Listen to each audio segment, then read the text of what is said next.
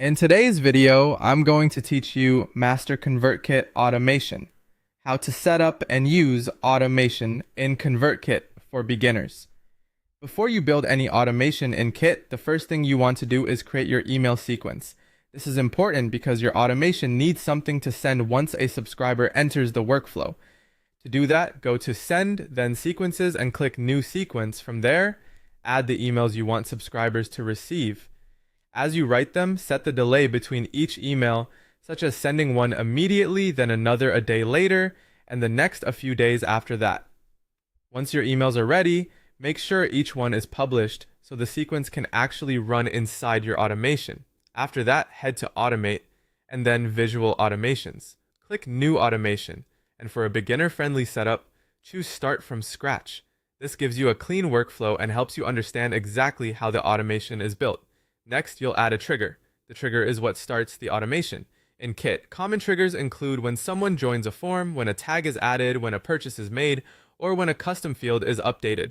A simple example is using a lead magnet form as the trigger, so the automation begins as soon as a subscriber signs up through that form. Once the trigger is in place, add an action. This tells Kit what to do next. Common actions include adding someone to an email sequence, adding a tag, removing a tag, or sending a single email. A very common action for beginners is adding the subscriber to a welcome sequence right after they join your form.